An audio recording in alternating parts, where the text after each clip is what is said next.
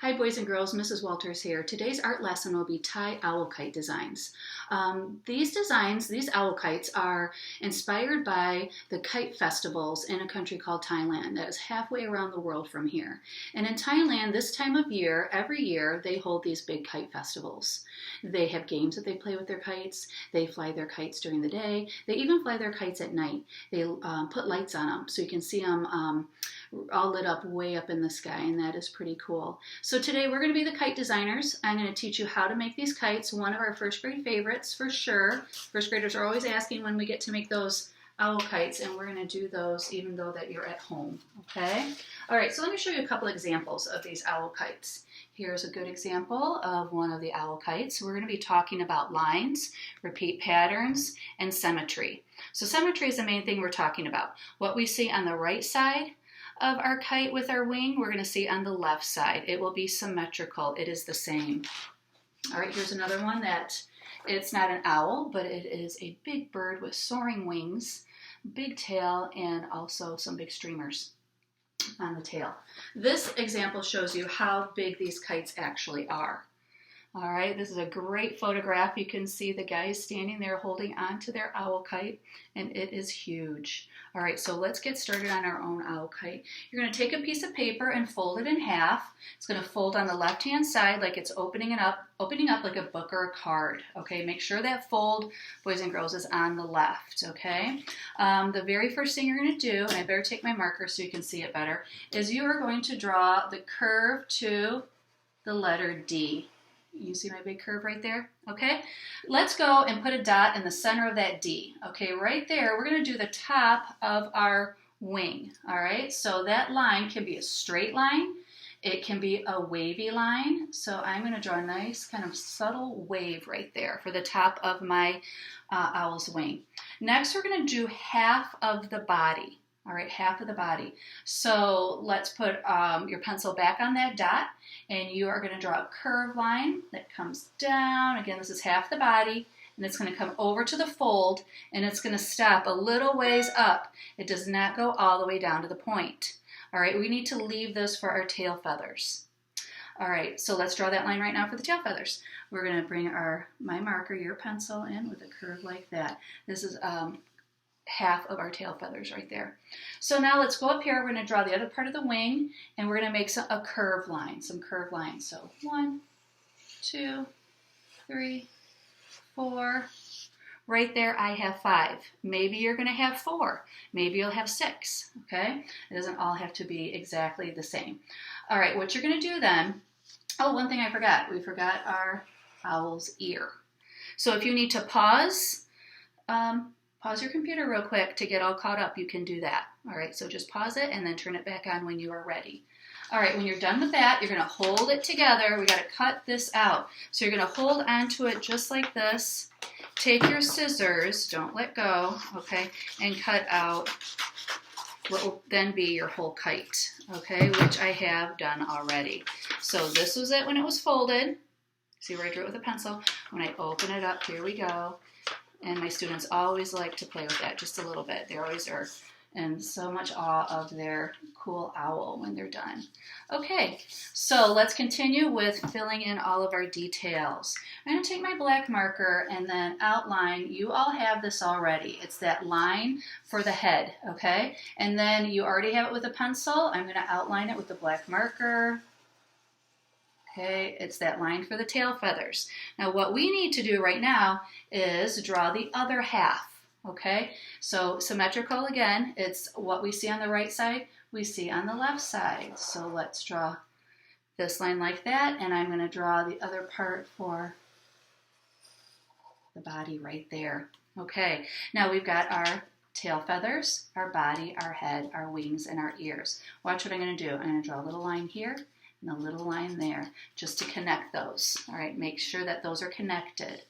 Okay, now let's see. We're going to go up to the top of our owl's head, and I am going to go to the center of the ear, and I'm going to draw a diagonal line out, and it's going to meet the fold right here. I'm going to do the same thing over here. Center of the ear, diagonal line out to meet up with the fold. Now I've got a really wide V. All right, let's make our owl's eyes. And I'm going to make mine big and looking maybe kind of scary. One of the games that the kids play, they try to knock each other's kite out of the sky. See which one can be the last one remaining. So let's make the eyes kind of scary. All right, so I've got a curved line there. I'm going to put a curved line in here and a curved line in here. With my marker, I can fill that in. You can do that with your pencil if you want. Okay, so we can see those eyes. All right, let's draw the bird's beak. So it's going to be upside down triangle. Straight line across at the bottom of the eyes. And then, like the letter V, okay, we've got our upside down triangle. All right, boys and girls, let's work on our owl's feet. Okay, it's just a series of lines. So watch. 1, 2, okay, and then we're going to do a zigzag. 1, 2, 3. Okay, let's do the same thing over here. 1, 2, and then a zigzag. 1, 2, 3. Okay, so we've got the big talons for our owl's feet. Let's show some feathers in the background. So I'm going to divide this right here. Okay, I'm going to draw one feather right here and one right here. One is coming behind here. We don't see the whole thing. Like that. Like that. Like that. Now I've got my tail feathers. Okay, so next up we will start decorating our wings. Your wings can be as elaborate as you would like. Get this one right up here. Okay, we can see that we have lots of repeat patterns. We have, if we've got circles up here, we need to have circles over here. Again, so that it is symmetrical. Okay, if we've got straight lines and triangles here, we need to have it on that part of the wing over there, going all the way down. Okay, so we can have the wings be a little bit more realistic with some curved lines like this. Curved lines that are like those fish scales or the tiles in a house, or big curved lines like this. All right, so let's see. Oh, one thing I forgot to add, if we'd like to do this line right here, and right here, just gives us more room to add repeat patterns and feathers. Okay, let's see. To start my one wing, because I've got 1, 2, 3, 4, 5 of these curves, I'm gonna go over here and each line will meet up with that curve. So I've got 1, 2, 3, 4. Okay, just like that. I need to do the same lines over here. 1, 2, 3, 4. Okay, so they're exactly the same. Let's go in and start adding some more repeat patterns and lines. Okay, how about that wonderful curve line? 1, 2, 3, 4, 5. If I've got 5 over there, I need to repeat it. 1, 2, 3, 4, 5. Maybe I can come down here with a straight line. Again, it's got to be a mirror image. It has to be the same. Okay, I've got that there. Let's see, how about some more of these? Let's bring them together. So when I'm drawing these curved lines, see how the curve is right here in the center? It goes over, touches the center, center, okay? And as far as I can get that to go. And I need to do that over here too.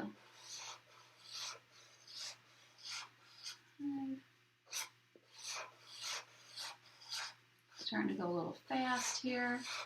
Take your time. Okay. All right, so I fill that in like that. Let's see, maybe I can add pattern of circles. Now my bird is going to look a little more abstract. Abstract means we're using our imagination. Okay, if it was realistic, I definitely wouldn't be doing a pattern of circles for a realistic owl. I would do all lines for feathers, right? All lines for feathers, all right, rather than some of these shapes in here. I'll finish up with some more curves. Do the same thing over here.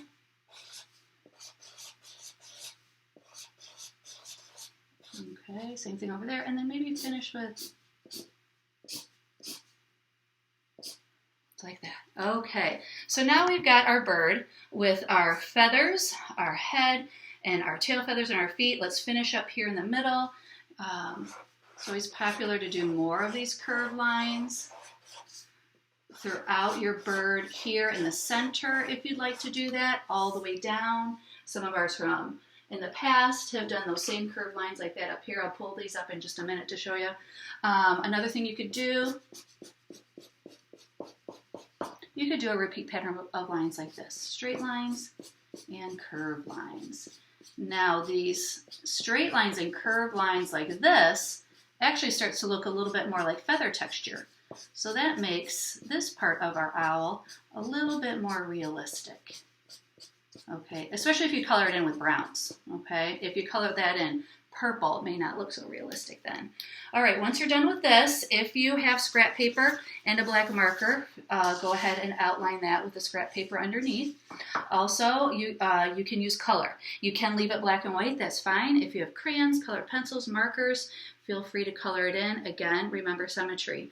What you see on the right side with your colors, you need to see that same pattern on the left side with your colors. For example, like this student artwork.